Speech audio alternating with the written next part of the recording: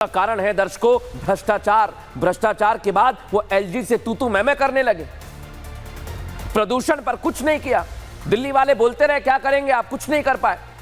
कट्टर ईमानदारी का खुद को सर्टिफिकेट देते रहे लेकिन वो फेल हो गए।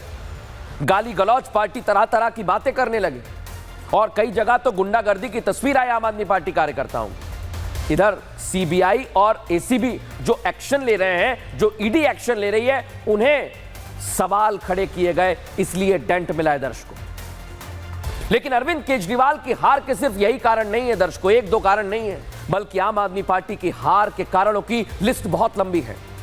केजरीवाल जो कह रहे थे कि जीतेंगे हम दिल्ली में आम आदमी पार्टी की सरकार बनेगी, लेकिन ये तो दिल्ली वालों ने उन्हें शॉक दे दिया है, शॉक दे दिया है।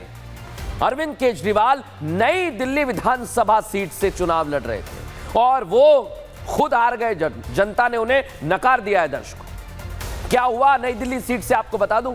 अरविंद केजरीवाल यहां से मैदान में आए लेकिन हार गए।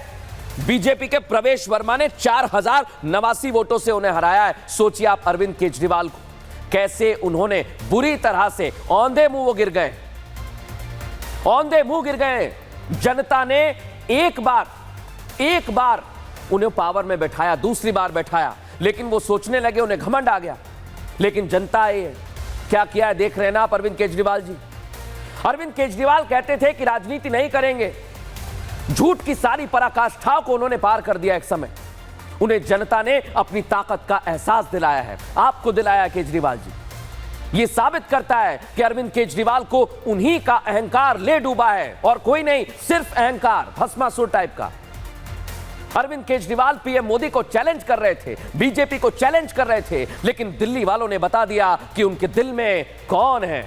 सुनिए जरा। महोदय, उसके बाद की जो घटनाक्रम, जन्म में तो आप हमको नहीं हरा सकते दिल्ली के अंदर आम आदमी पार्टी को। आपको दूसरा जन्म लेना पड़ेगा, इस जन्म में तो नहीं हरा सकते आप आम आदमी पार्टी को दिल्ली में। अगर आप रोकने की कोशिश करोगे और फिर सोचोगे मैं दिल्ली जीत लूं, इस जन्म में तो नहीं जीत पाओगे मोदी जी। 2025 तो छोड़ो, 2050 का चुनाव भी दिल्ली में नहीं जीत पाओगे, यही आगाज। देखा दर्शकों आपने, अरविंद केजरीवाल चैलेंज कर रहे थे कि बीजेपी इस जन्म में दिल्ली नहीं जीत सकती है, नहीं हरा सकती है, लेकिन पीएम मोदी और बीजेपी के नेता कार्यकर्ताओं की मेहनत रंग लेकर आ गई। दिल्ली की जनता ने सच और झूठ के अंतर को समझा और फिर आम आदमी पार्टी को सिरे से नकार दिया।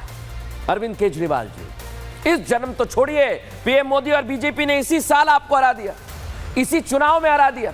इसलिए कहते हैं कि जनता के सामने घमंड नहीं करना चाहिए। और ये किसकी हार है दर्शकों? ये तो उन आप वालों की हार है जो 2.5 लाख की वैगनार में घूमते थे, लेकिन कुर्सी मिलते ही 2.5 करोड़ की कार में घूमने लगे। ये मैं नहीं, जनता कहती है दर्शकों। और आप देख रहे हैं ना आसपास, कभी कार की बात करते हैं, कभी वो कहते हैं हम तो छोटा सा पेन लेते हैं, कभी कहते हैं हम तो चप्पल में चलते हैं, कभी ढीली शर्ट पहनकर आ जाते हैं, लेकिन मकान शीश महल बना लिया और इसे लेकर जनता सब कुछ जानती है, समझती है, इसे वोट दिया है दर्शकों, इसलिए वोट दिया है। अब आम आदमी पार्टी के अरविंद केजरीवाल का एक और चेहरा सामने आ गया। ये आप देखिए, यहां आप तस्वीर देखेंगे और कहेंगे कि भाई इसमें क्या है, आप क्या दिखाना चाह रहे हैं, तो दिखाता हूं मैं आपको। एक तरफ बाबा साहेब भीमराव अंबेडकर, दूसरी तरफ भगत सिंह आपको नजर आ रहे हैं। लेकिन आज दर्शकों, आज जब अरविंद केजरीवाल सामने आए ना नतीजों के बाद, तो देखिए कैसे सेट नहीं लगा हुआ है। पहले पास में झंडा, उधर बाबा साहेब भीमराव अंबेडकर की तस्वीर, भगत सिंह की तस्वीर, लेकिन आज ऐसे ही आ गए। यही बताता है, यही बदलाव बताता है दर्शकों। जो जेल गए थे उसके बाद आपको पता है ना, अरविंद केजरीवाल की पत्नी ने भी प्रेस कॉन्फ्रेंस की थी, उसके पीछे भगत सिंह और बाबा साहब की तस्वीर थी। लेकिन आज नतीजों के बाद यह तस्वीर पूरी तरह बदल गई है। यही सच्चाई है दर्शकों। क्या यह सिर्फ और सिर्फ दिखावा था अरविंद केजरीवाल जी? आप सोचिए जरा, आप क्यों प्रेस कॉन्फ्रेंस नहीं करते हैं वैसी ही तस्वीरें लगाकर?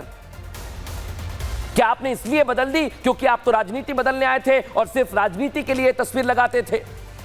आपने ये नहीं सोचा कि जनता क्या सोचेगी। जनता ने इस दिखावे को आपको समझा और नकार दिया है।